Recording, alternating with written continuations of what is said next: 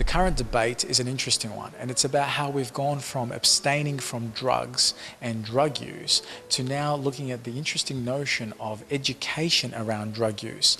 And I'm going to be speaking with Dr. Simon Martin, who's a chiropractor here in Perth, on his personal view of how he sees this change going into the future. I think one of the first things to mention is to talk into what we actually mean when we say the word drugs.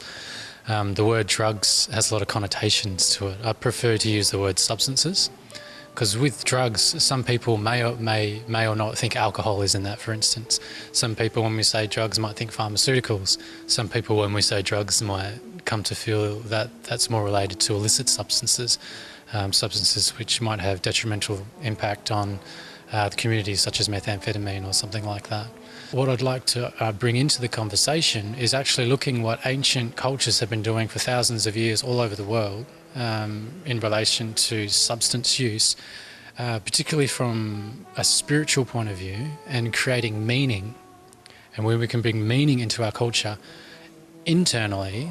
It ends up being at a place where people externally aren't seeking for this meaning outside of themselves in addiction, in whatever form addiction takes, which very commonly in this modern day is illicit substances. Do you feel like what's happening at the moment in terms of WA being labelled the methamphetamine capital of the world is due to that breakage of the linkage of the history and society? I was talking to an Aboriginal liaison not long ago, and his suggestion was that the highest law in Aboriginal culture is grandmother's law. And the grandmother that he was connected to said this one pertinent thing, and that is the land needs to be sung. If the land isn't sung, then the people get sick. Right? So, and I guess that's one of the form of sickness is perhaps drug abuse or turning to drugs as an answer to what people are missing in their lives.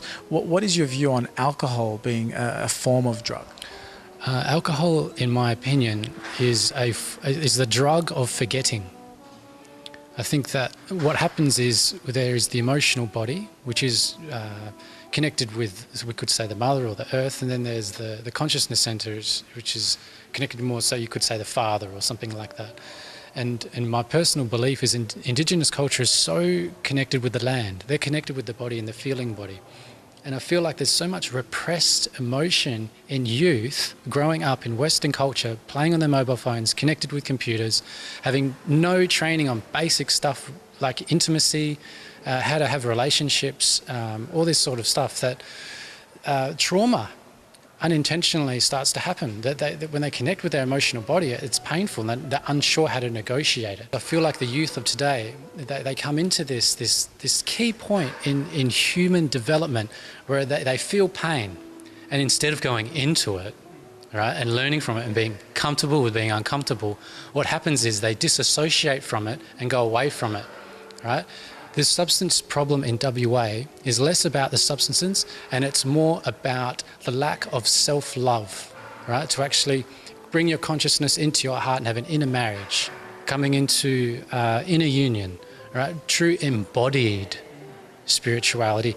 And when that's not there, when there's not elders to hold us in learning how to actually love and marry ourselves before we go out and marry other people, that's when people go into either addiction, right? Whether it's looking at your mobile phone, sex addiction, whether it's violence or thought addiction, right? Whatever, work addiction, or they go into attachment, right? Into body and letting it run out through those ways. So I think it's a fascinating discussion point, and I think the context of it is just as important, if not more important, than the content. Well, it's very interesting because you've opened up the debate now from rather than just looking at the drug use or the term drug even, into more about exploring the entire cultural landscape and the form of connection and disconnection, as well as even addiction as the topic rather than drug use being the topic. Simon, thank you so much. It's been an absolute pleasure. My pleasure. Thank you, Bas. I'm Bas Tadros for Undercurrent. We set out to better understand the role that vocal communication plays in the coordination of social behaviour, like cooperation, in bottlenose dolphins. And what we found is that male dolphins that form long-term cooperative partnerships or alliances with one another retain individual vocal labels or names, that allow them to track rivals and friends in their social network.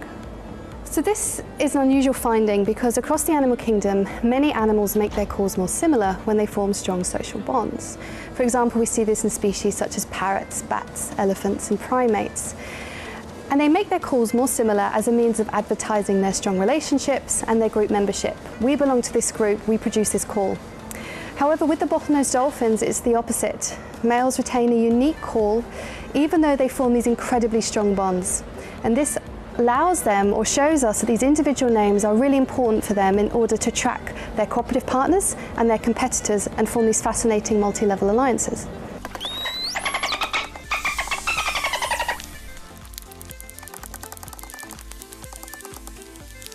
So we have been studying the dolphins in Shark Bay for over 3 decades, and what we know is that males in this population form these multi-level alliances where the relationships between the males or the bonds between the males are just as strong as the bonds between mothers and calves, and that these cooperative friendships can last their entire lives.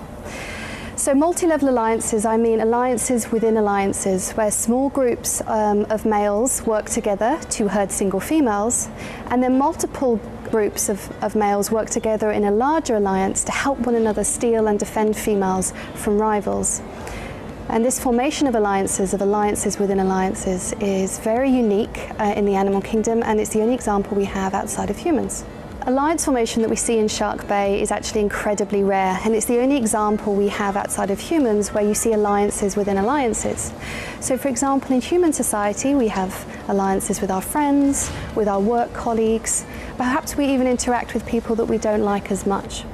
And in the dolphin society in Shark Bay, we see a structure where you have preferences and avoidances of males that you cooperate with, but within this larger alliance, you all work together to achieve a common goal. So you may have a preference for which male you cooperate with more.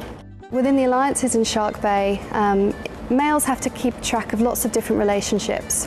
Who are their friends, who are their friends' friends, who are their rivals. And to do this, they use an individual vocal label or name, which allows them to broadcast their identity and to recognize other individuals and remember the history of interactions with those individuals. This is a male that I've cooperated with. This is a male that I've had an aggressive interaction with. Our study has shown is that retaining these individual names, by keeping these individual vocal labels, males are able to track these relationships at the individual level. They are able to keep track of who their cooperative partners are, who their competitors are, and so in this multi-level alliance system, they are able to remember the history of relationships and which relationships are important to them. Another interesting observation from our study was that males use tactile contact as a way of reinforcing their social bonds. They don't share a call, they retain their individual name, and so in order to reinforce their bonds, they employ tactile contact, where they use their pectoral fins to rub against each other, similar to holding hands or hugs in human society. And that physical contact reinforces their social bond. And they also use coordinated synchronous behaviour, where they do the same behaviour at the same time to advertise to other alliances that they are united, that they are one alliance. And an example in human society would be the haka that the All Blacks do before a game, which is meant to intimidate their rivals and show unity, or even goose stepping in military units, which show high precision between soldiers and again showing that they are a strong unit. And so dolphins employ these kind of behaviours in order to advertise alliance unity.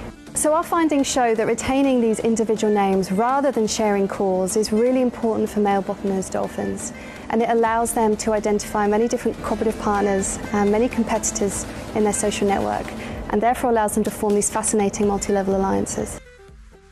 We are attending an Indigenous art walk, as next week the nation celebrates NAIDOC Week. Join us as we acknowledge many Indigenous artworks at Curtin University. So I'm Leah McKnight. I'm one of the collection managers here at the John Curtin Gallery, so it's my job to look after the collection. How important do you think this Indigenous art walk is to the continuity of Aboriginal culture? Art walks like these are always great to reach out to people and inform people about what's already here and the incredibly rich culture that exists. Yeah, it's good to bring in new audiences and just make people aware of what's already there, which is such an incredibly vibrant and important culture in Australia. How important are these cultural events in relation to NAIDOC Week? I think the Centre for Aboriginal Studies have factored these tours into their events. I would say they're kind of satellite events, but obviously the artistic output of Aboriginal people is incredibly connected to their spiritual life, their culture, their relationship with country. So in that sense, art is not just a part, it's a central part of Aboriginal culture. Art, especially with Indigenous culture, is actually very important. It's the way that they tell their stories, they convey knowledge. It's a way of them sort of maintaining their culture and keeping it alive. How much interest do you usually gauge from these sorts of events? We actually have been doing these tours for a couple of years, and every year they're sort of getting more and more popular. There seems to be quite a large audience for people who are actually interested in stories about the art. And that's kind of what we're trying to do within the tours, is actually tell the stories behind the artworks. So back to the Indigenous Art Walk. Yeah. How important is this event in relation to NAIDOC Week? Well, we've been doing these tours anyway. We tried to tie it into NAIDOC Week. I suppose it's just our way of sort of being involved and allowing another audience to come and see the collection and come to Curtin as well. Is there anything else we should be expecting from Curtin University? We do have some more tours planned later on in the year in August. They're sort of sensory tours. They're specifically designed for people with a disability, so people that either can't see or, so that we're allowing them to touch the artworks, and that's actually also something that doesn't happen a lot, is people can actually relate to the artworks and touch them and feel them. This artwork, as we were discussing earlier today, is very different to the artwork that I know from home. But what I've learned about being here at the Centre for Aboriginal Studies is we say that this is a meeting place. So when you see those 8 circles and then the big one in the middle, that's like a campfire and we're all coming together. So where we're standing is the meeting site of Midjiguru, who is the father of Yagan. So Yagan and Midjiguru would come here, and this is their hunting ground. And they would also go hunt for fish in Jalgara, which is the Canning River. And together with all the different tribal groups from around WA, they'd come here and they fight off the oppression from the British colonists. And this is where we're standing today. The circles often in Aboriginal art represent women, and the sticks often represent men. So we also have this shape here, which is the head of the spirit, and they're almost like Wajanas. So what's this artwork behind us? So this is George Wardjungarai. It's about men moving across the countryside or the land out towards Kintor, Kirakara in the Western Desert. So they're moving across sand dunes, moving from between rock hole to rock hole. How important is the artwork we saw today to the continuity of Aboriginal culture? I think it's really important. It's significant that we keep connection to country, that Aboriginal art is recognised for how important it is. Ian McLean, he actually wrote a book about that Aboriginal art is that all other Australian art should be fitted within Aboriginal art and not the other way around. So it's really important to show our history and our culture for Australians, for Aboriginal Australians and Australians. So. This was the Indigenous Art Walk at Curtin University. I'm Max Larkin, and this is Undercurrent. Up next, we have Taya Wickland asking the public of Perth what they think about the recent changes in the espionage and intelligence laws. Hello and welcome to Undercurrent. The Turnbull government, with the aid of the Labor Party, have recently passed changes to the espionage bill. These changes have the potential to seriously impact upon our freedom of expression. Reporters and protesters can now potentially go to jail for up to 25 years for criticising the government. I've come to the City of Perth to ask the public what they think about these new changes. Do you think that Australia has freedom of speech? I think in comparison to some other countries, I do. I definitely feel like my speech is not restricted in any way. Yeah, I completely agree as well.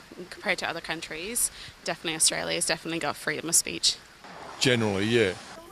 No, not really. You do, to a point, but they want to keep the truth away from the bulk of the people so the system can stay entrenched the way it is, and that's the way it is. Yes and no. Legally, it does, but if you want to say something, a lot of people will try and put you down or show you that you're wrong. I do think they have, yeah. We're live in a world or Australia that is very vocal. So I think they do have. There's a bit of, a few people, sort of jump down everyone's throat. But I think on overall, it's pretty good. I would say we do, but there are a lot of restrictions. Have you heard about the recent changes to the espionage laws? Something about them, I can't remember. I know there's some changes coming through, but I can't remember what they are. So basically, some of the changes to the espionage laws means that potentially anyone who criticises the government could potentially go to jail for up to 25 years. It's like reporters and protesters and so on. So do you think that sounds like a fair policy to you? That doesn't sound like a democracy to me. Not really. It kind of goes against everything that we actually stand for as a country, that you actually have a right to say what you want to say, and as long as a protest is peaceful and non-violent, then I don't see why people shouldn't be allowed to have their say, especially if it's against what the policymakers are saying. That's the point of democracy. I agree. I really don't know because I haven't looked at them, so I can't say. But I would imagine they're to tighten up the belt so that there would be less information to the public, general public. Well, it just all depends on what they actually do. I think we've got to protect Australia and our waters and things like that for sure. But so it just all depends. When you say reporters, there's some very radical people that don't abide by rules and regulations, and I think they've got to be sort of controlled. But I think, look, I don't know the policy at all, but I would think that it would be protection for Australia. As an activist for quite a few things, I think that it's really rubbish that people can't express what they believe in and what they think is right. It's restricting what people can say about the government, which is in no way a good thing. We need open criticism and accountability of our government. It's not your view of what Australia should be? Yeah, definitely. It seems to go against everything we actually stand for. We're both immigrants, so we've come to this country from Ireland, which is another democratic country where you feel like you have a right to make changes, and the people actually make the rules and the laws and get to say. So if they're actually restricting that, then what's the point of having a democracy? What's the point of voting in our government if we can't actually challenge what they're saying and doing? Why do you think that's so important?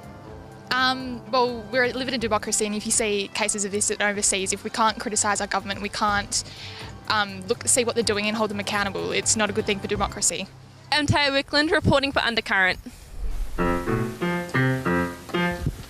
It's International Kids Music Day, and I'm here at the Forte School of Music in Joondalup to see what's going on. And we all know that music is good for the mind and soul and for the development of children. I'm here with Helen, and I'm going to ask her a couple of questions. So why did you decide to bring Gabby here today? Well, I'm her nana, so her mum asked me to bring her because her brothers already have piano lessons here. So she wanted to try it out, see if she's able to come now. What was your favourite bit about it? About doing shakers. Was that your favourite instrument? Yeah. Do you think you'll be coming back? Yeah. What do you think the benefits are for a start? I think the benefit will be the fact that she'll be able to get the basics before she moves on to the next class, because her brothers have now been coming, I think, 2 years, so they played very well at the concert, the concert that they had. What made you want to start this business? I love music, and I think music is a great part of people's lives, and I wanted to start my own business, so I thought, good idea. When did you start? About 4 years ago. In fact, our birthday is on the 13th of October this year, so we're 4 years old. Do you play any instruments? I do play some guitar. I'm learning to play the bass guitar, and I've also learned how to sing, so one of the benefits of having your own school is that you can take lessons. What classes do you have here? We teach piano, we teach guitar, drums, vocals, ukulele, violin. We have African drumming as well. and we do classes for children in piano from about 5 to 7.5-year-olds. It's one group, and then 8-year-old plus. What inspired you to start your own school? Well, I wanted to run my own business. I was in corporate life for quite a while, and I just wanted to run my own business. So I got the experience of running my own business, and to start my own school, again, music is just a beautiful thing. Everybody's always happy with music.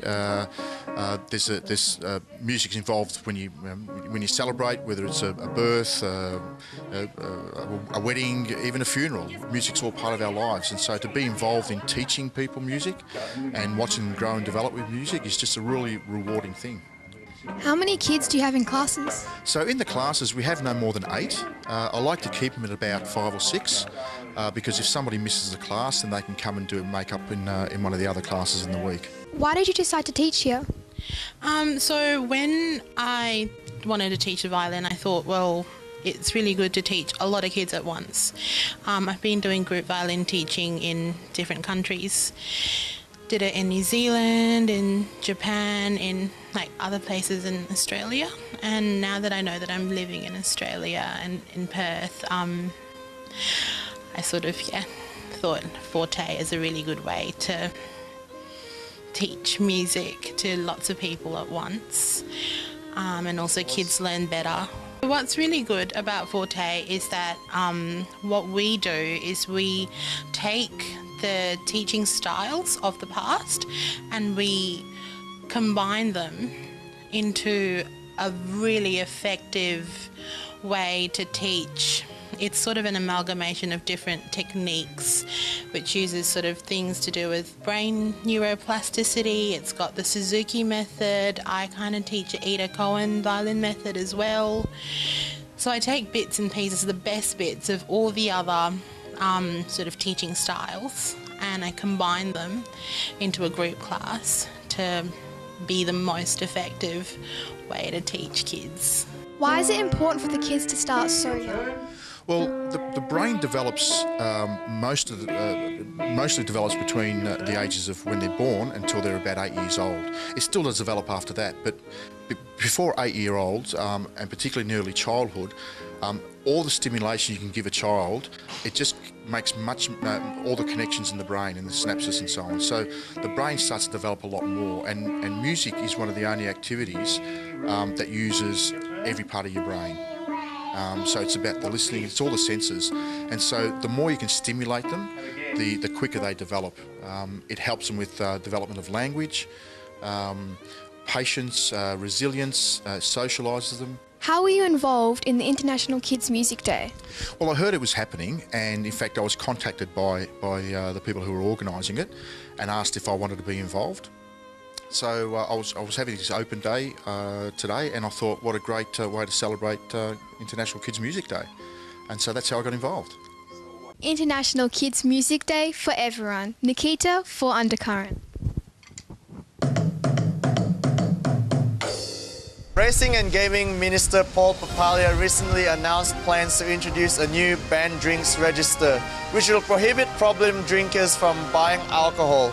Under this new proposal, patrons at liquor stores will be required to produce ID that will be scanned to determine if they are on the database of repeat offenders. It will be trialled in the Pilbara and it could become nationwide. Do you agree with such a system that prohibits repeat offenders from buying alcohol? I'm about to hit the streets of Perth to ask people's opinions about this. First of all, what are your thoughts on WA's drinking laws? They're a bit lax, as far as I'm concerned. People in society get away with too much alcohol problems, fighting, etc. in the streets and stuff, you know? I guess I'm opposed to it. I think it's a bit of an invasion on people's privacy to go to that extent.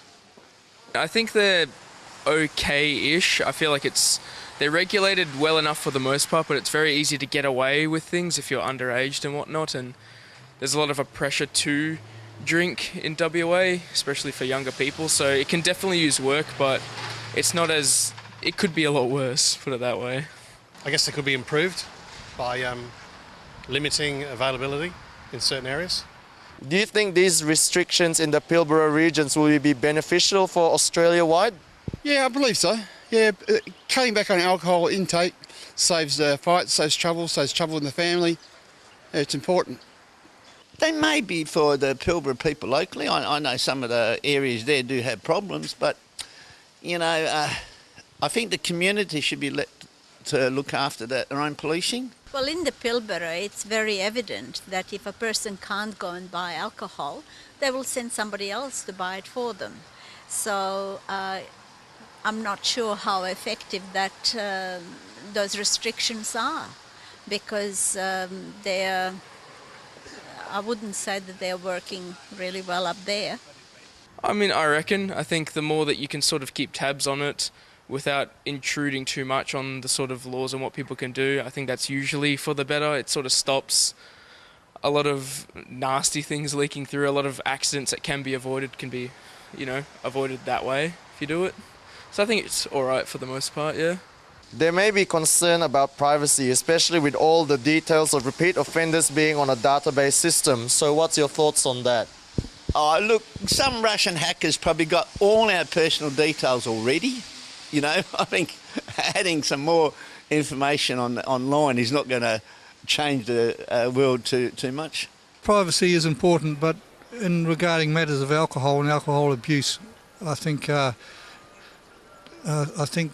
privacy issues shouldn't be trumped, or are trumped by that. Well, with the current breaches on many database systems recently, I wouldn't expect that would be a good thing to be doing. Yeah, I think it is a breach of privacy, but I think so long as people are given an option to have it known, that makes it a little bit better. A lot of drink driving offences and violences associated with alcohol are actually from young people. So do you think that the age limit should be raised from 18? That's a good point. Maybe it should. It's 21 in America and other places, so if 18-year-olds can't actually prove that they can drink responsibly, then that's maybe a good idea. No, I don't think so. I think it's adequate as it is. So it'd make it too difficult to enforce anyway. No, I don't think so. 18 seems to be reasonable. Never happen, you know. In a country where you're allowed to vote at 18, I don't think you can make any restrictions on them to do anything, you know. I think in Australia, you're 18, you're an adult. Yeah, I think America's stance on the 21 age is pretty good. It does help. Not necessarily the legal age. I just think the accessibility of alcohol for younger people should be moderated a little bit more. I think it's got nothing much to do with the fact that they're 18 instead of, say, 21 per se. I think it's just the accessibility that's the bigger issue, and that's why a lot of those things happen, personally. I think an education from an earlier time should be implemented so that people don't go and turn 18 and then everything breaks loose and they go and do stupid things. Unfortunately, the education and the system within the family is not there. Thank you for watching. I'm Michael So, reporting for Undercurrent. I'm here with JP at the Innovate Australia Summit on blockchain. JP, tell us about your talk today. Well, I had the honor of presenting the kind of basics in the historical context, where we had disruption 1.0 web and now disruption 2.0 with blockchain and the related disruptive technologies. And 1.0, you relate that to like playing a game on a computer where it's all text back in those days, or dial-up modems, if people can remember that. What's 2.0? Well, 2.0 actually builds on the basis of the internet and the web, and now we have these multiple waves of technology arriving on our shores. Blockchain is leading them, but they also include things like artificial intelligence and robotics and drones and genetic modification. I mean, there's just so many disruptions occurring, but right now the one that's underpinning them, and it stands on the shoulders of the previous giants, Disruptive 2.0, is being led by the innovation of the blockchain.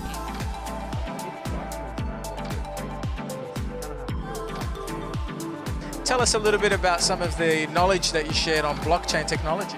Yeah, so basically I was talking a bit about Web 3.0, how I've seen the evolution from, you know, the web that we had in the 90s, 1.0, to the explosion of the sharing economy and Web 2.0 that we have today, and how things are going to evolve thanks to blockchain mainly into that, you know, really real peer-to-peer, you know, distributed internet. I started about 2 years ago, which in blockchain years is about sort of somewhere between 12 and 18 years. It moves at such an extraordinary rate. So I first flew across to one of many conferences in Europe in probably the early part of last year, not far after I started the research.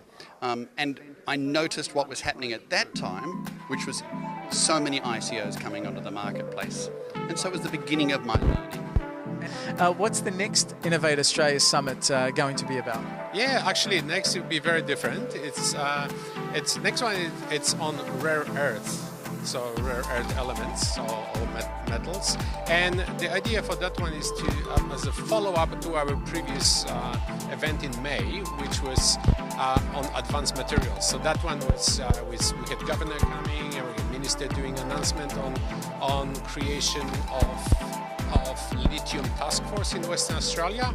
So that one we're very happy. We're going to have Peter Klinken, our chief scientist of Western Australia, Professor Peter Klinken, and then we're going to have Senator Linda Reynolds as our MC at the event, and we'll get a really good panel. What is Liberty all about?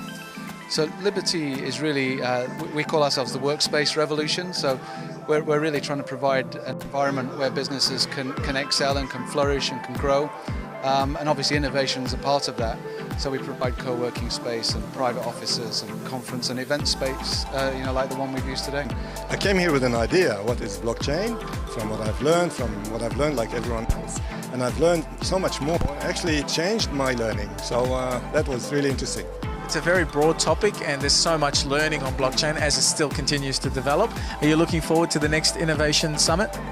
Oh, definitely, yes. In terms of Innovate Australia, you mean? Yeah, we have quite a few series of very interesting events and summits like next one is on material and rare earth, and that's also apply. But to go back again to blockchain, that would apply also on something around rare earth commercializing or the way that we do the supply chain, etc. So anything that I think of now, I'll see it from that angle of how that is going to affect our society. How they interrelate for mining.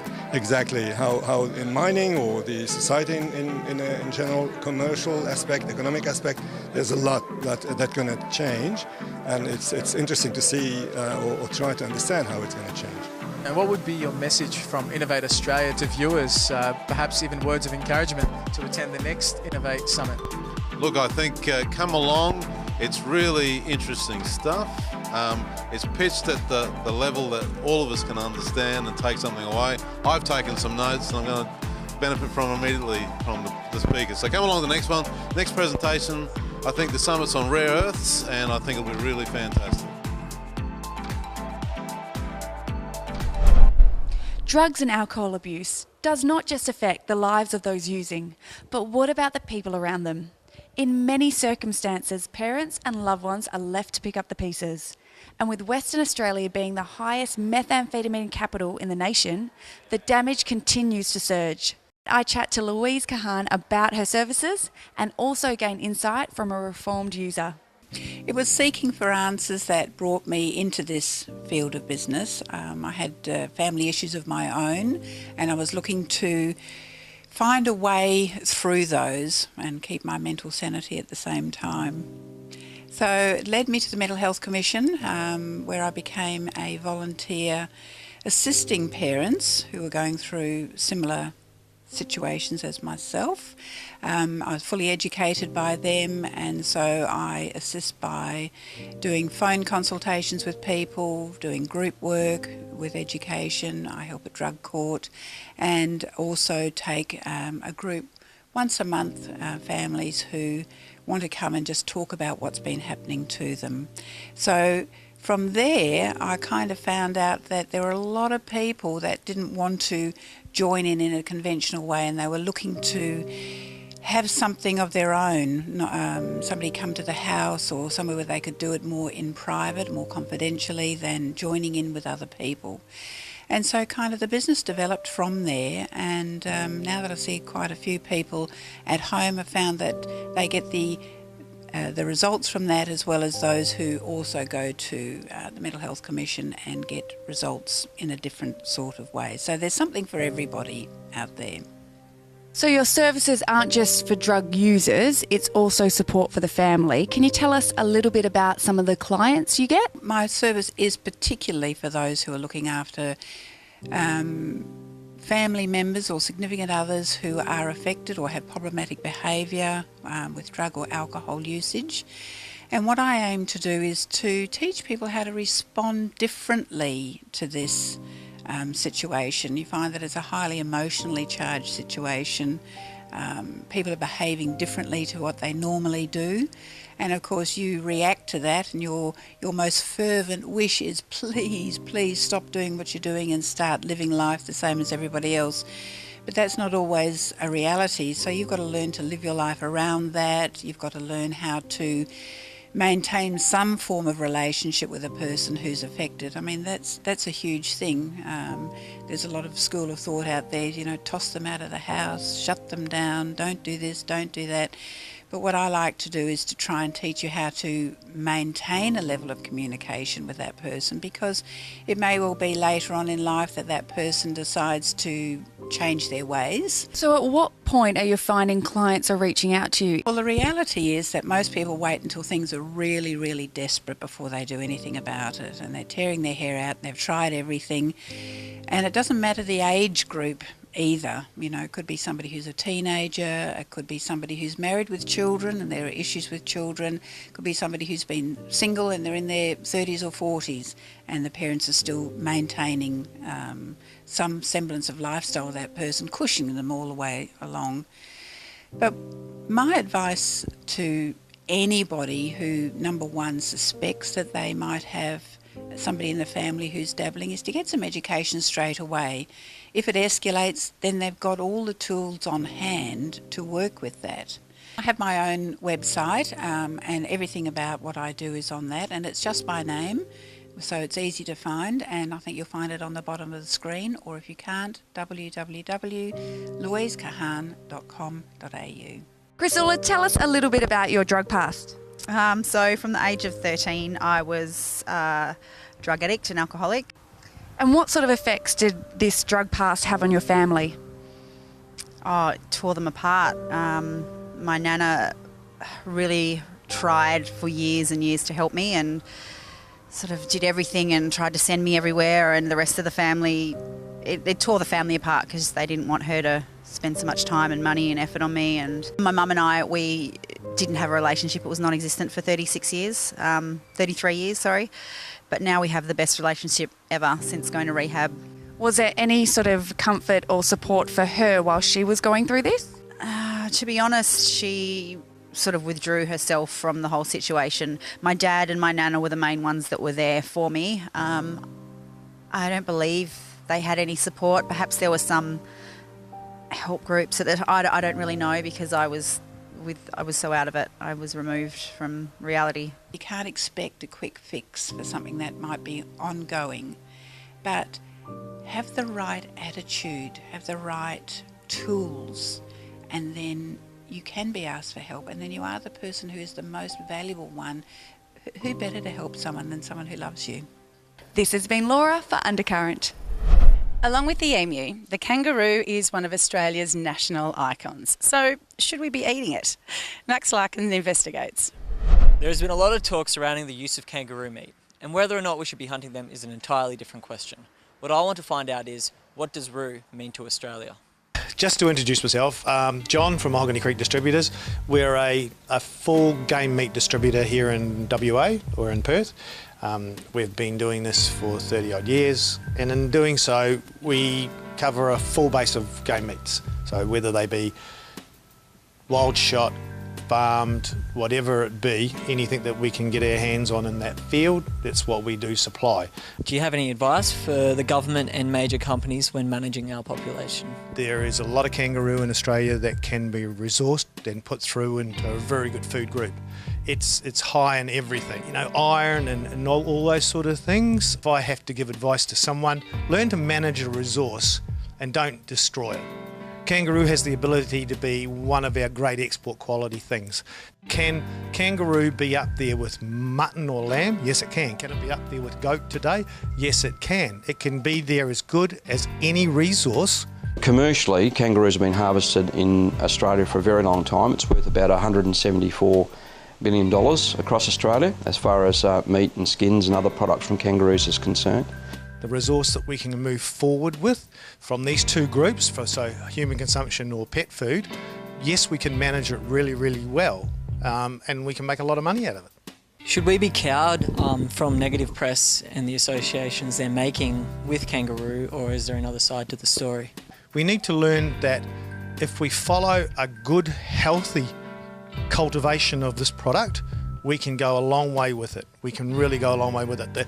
The kangaroo is such a fussy eater. It does not destroy anything it stands on. It eats the tops off little shoots in the bushes and then moves on. Kangaroos can be managed and we can have a great resource. There's obviously groups who oppose kangaroo harvesting for their own reasons, but I think generally, as I've mentioned earlier, it's a very well managed and controlled industry. The abundance of kangaroos in Australia since European settlement, as far as improved pasture and water is concerned, has meant that there's been many times the increase of kangaroos in Australia to what there was when there was white settlement.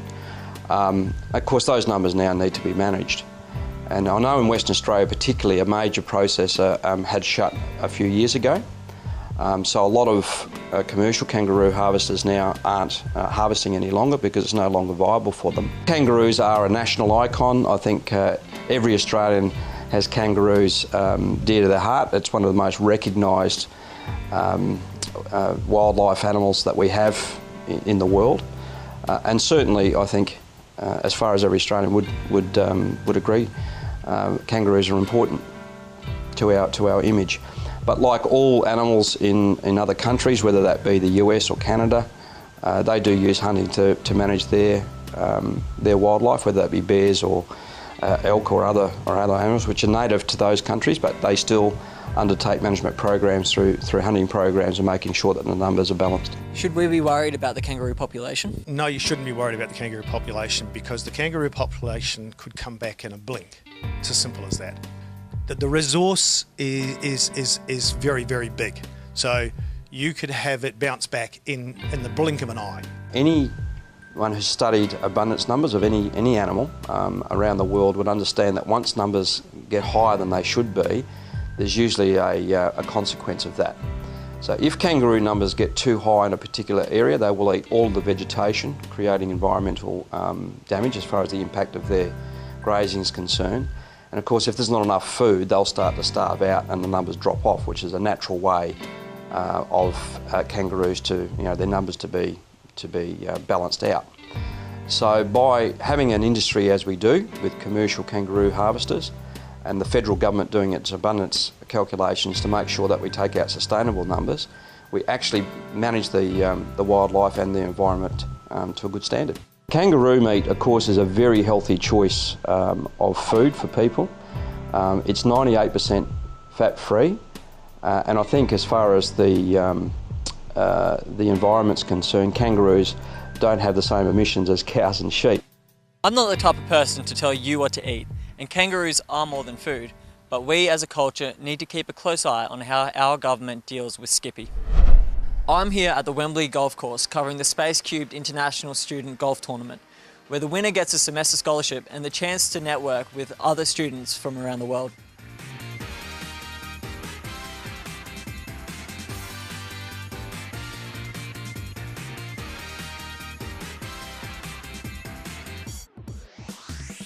So Daniel, what's the ethos behind this event?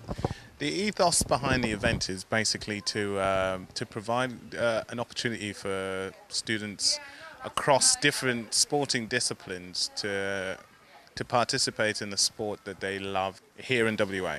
So this is not the only event we're going to have. We've got about 6 events coming up, and this is the first of those events. I grew up playing golf, and through the chaos that I found when I came here in terms of trying to adapt to the environment and everything else, playing golf for Notre Dame when I did play for Notre Dame was quite the most memorable part of my university education. And we thought, sport being something that brings people from different cultures together and gives them a platform to not only perform, but to enjoy with somebody from a different culture than they come from. It gives them a base to start the interaction and the networking that goes, with it. We're trying to build a real student experience in Perth, and that goes from having a place to get assistance when you need assistance, having sport available for you if you want to play sport, and then helping you with work and jobs and networking and resumes and internships and everything else. So it's part of a wider strategy. And this obviously is a part that we also get to enjoy as well. So I work for West Australian Government. I look after international education. And so our role is to help grow the number of international students coming to Perth. We want to give them an outstanding education so they can go back into the world, their home country or elsewhere in the world. But also to grow them as people. So we work mostly through Study Perth, sponsor of this event. And I'm on the board there, and we work with all the universities and the vocational trainers, the schools, the pathway people, etc. So, and then we all work together to actually grow students as people. So this is a really important time in young people's lives. They're learning a lot, they're learning how to think, they're learning how to be successful in their careers. When students come here, we really want to do something a bit like the Christchurch High School motto, which is to grow good men. Coming to university or to a TAFE or to a private college or in school here is much more than about learning stuff. It's about learning about life, it's about meeting other people from other cultures, it's about growing as a person.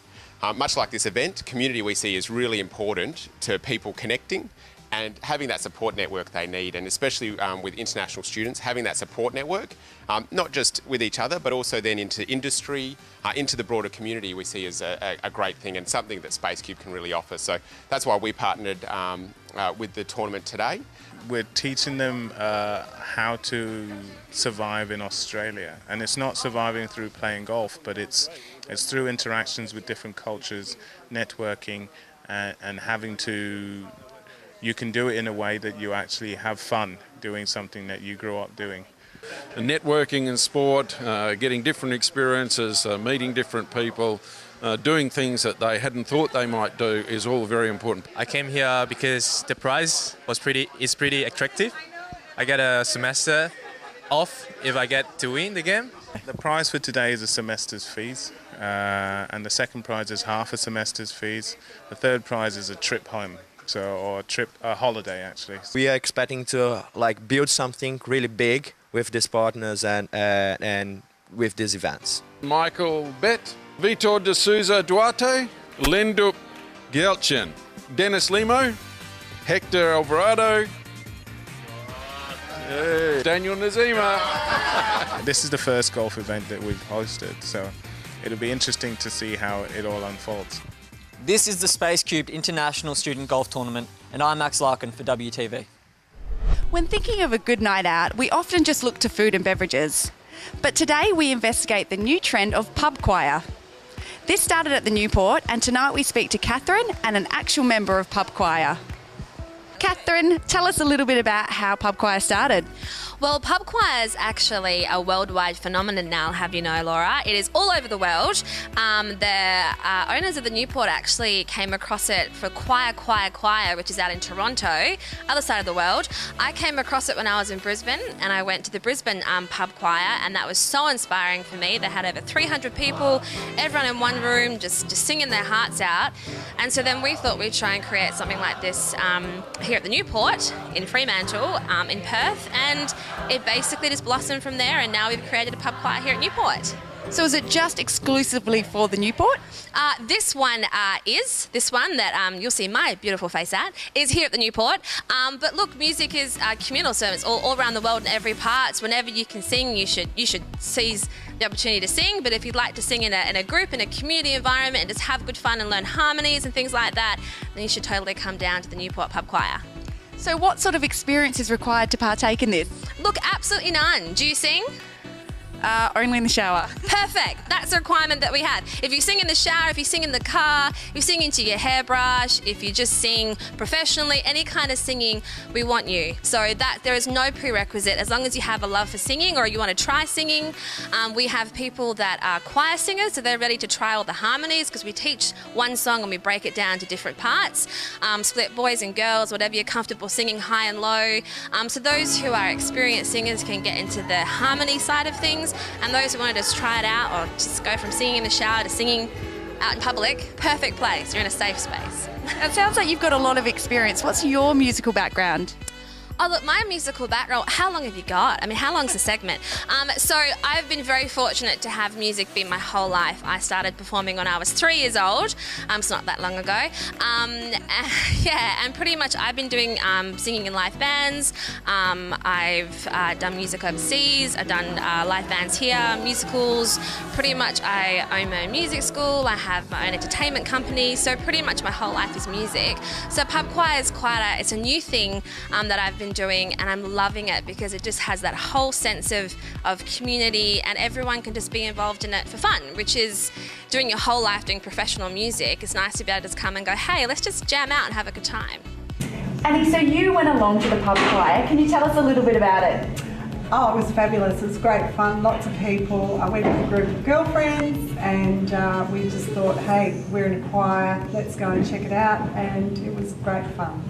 Now, do you have to have some singing experience? Because I know you are at a choir originally. No, you don't. Not at all. As long as you're just there to have fun. It's a community thing. It's great.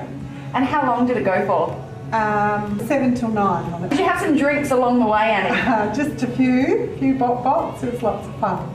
And is that what made it a more enjoyable experience, or would you have just as much fun without drinking? Oh, probably just gives you a bit more fun, but I'm sure I could have done it without alcohol, but it was great. It was really good, and it just makes you feel very relaxed.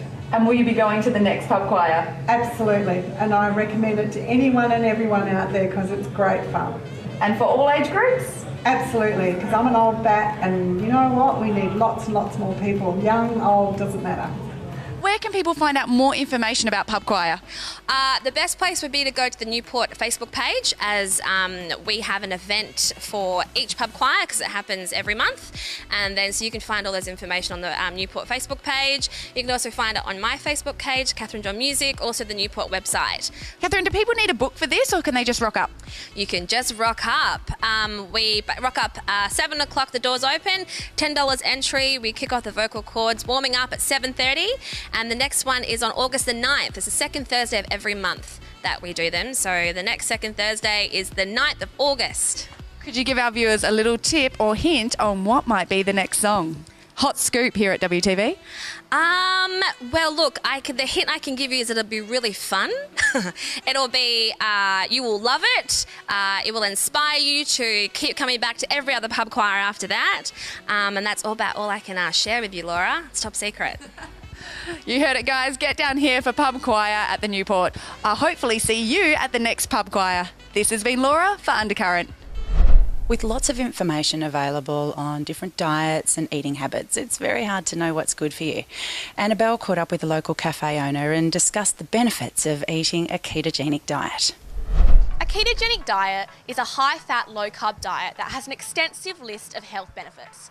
Today we're here at Caribou Cafe in Subiaco to speak to the owner Jason a little bit about how it works, and also Cam, a little bit about how supplements work and how they can impact your life. And tell us a little bit about the cafe. How did it all begin and what was sort of the idea behind it? What did you want to create for your customers? Okay, well, it just started off as a regular cafe. I kind of started learning as I went about this different way of eating, and it got me curious. So I just started researching into it and I started applying it to myself. And there were times when I would eat my breakfast in the cafe on my little break, and the customers were saying, what have you got there? And so they said, can we have that? So I made up a tray and it kind of sold out really fast. I was like, oh, let me do it again. And I just kept on doing that, and then it kind of evolved. The way it made me feel, how I felt physically, mentally, the amount of energy I had, just how good it was. I felt this is just too good to be true. And I felt like, I went to the doctors. I said, listen, this is what I'm doing. And he goes, well, your blood sugar levels, everything is spot on. Like, what's going on? I said, this is why I'm doing low carb. And he goes, oh, just keep doing that. You're healthy. And I realised why it's like this secret that I had. So I wanted to share it with everyone else. Tell me a little bit about a ketogenic diet. Yeah, not a problem. So basically, we're going to swap the foods that we generally eat, so carbs and sugar based. All you do is you swap it over to a healthy fats instead. So we're going low carb, moderate amount of protein, and high in healthy fats. So typically the foods that you would eat if you're doing carbs and sugars, so wake up, have breakfast, you can have maybe cereal, some toast, some, a glass of juice. So all that's doing is just like raising your blood sugar level immediately, and then your body's basically set up to running on the glucose the whole day. So by doing it a low carb, high fat way or a ketogenic way, you're going to have bacon, eggs, some, butter, and maybe some spinach or broccoli or something along those lines. So what we're doing is we're eating foods that are not going to raise your blood sugar level at all, and it's also a high amount of healthy fats, which after a while your body will kind of convert that into an energy source called a ketone. Is this sort of diet for everyone, or for people that are sort of thinking, I guess, about changing this diet? What would you say to them if they're not 100% sure about it? All we kind of do here is that we eat in a particular way. So we don't want to have, sweet potato or white potatoes or other, starchy vegetables that are going to raise your blood sugar level. So we try to avoid those ones. And then what we do is we have the healthy fats and instead. Where can customers buy some of your products if they're looking to actually purchase them? Okay, so we do sell some products in the cafe. Obviously, Nuts by Nature Milk with a Y.com. You can get that online. And otherwise, come into Caribou, check it out. And we also have ketogenic donuts. So it looks naughty, but it's actually really healthy for you. So they're 2 gram net carb per donut. So that's great.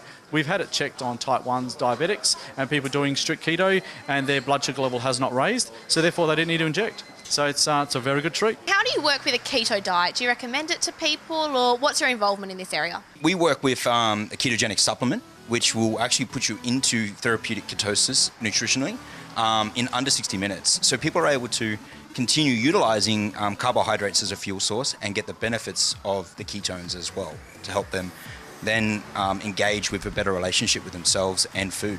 Yeah, and these supplements, are these sort of a long-term thing that people have to take for a year, couple of years, or how does that work? So we're really seeing a massive shift, and it just depends where people are at in their journey. So if you've only just started out in understanding what your body loves and what it feels good in it, then it's going to take a little bit longer for you to get to that point of the journey where you don't need the supplementation anymore. But once you've got that relationship and you know what works and what doesn't, then you're able to stop the supplements and know that you're on a healthy journey and able to keep going forth. So how does it go? What can people expect to feel after taking these, I guess, for whatever period of time that they do require them? Definitely the benefits that we're seeing predominantly amongst people is better energy, better focus, less cravings, better sleep, better moods, and ultimately long-term a greater relationship, not just themselves, but with food along the way. Is it for everyone, pretty much? Do you recommend it for pregnant women or a certain age group more than anything else, or can anyone take these? No, definitely. So the way that our product works is actually suitable from birth to the end. So you're actually able to take it at any time with being pregnant or just being a youngster. Obviously different servings for different age groups. However, anything from 18 onwards, you can take a full packet. And where can people get these supplements? If they're watching this and they think this is for me, I need to make this change, where can they go from here? So the awesome part about the product is that it's actually available online and it can be at your doorstep within just about 5 days. Thank you for watching. I'm Annabelle Pinardi reporting for Undercurrent.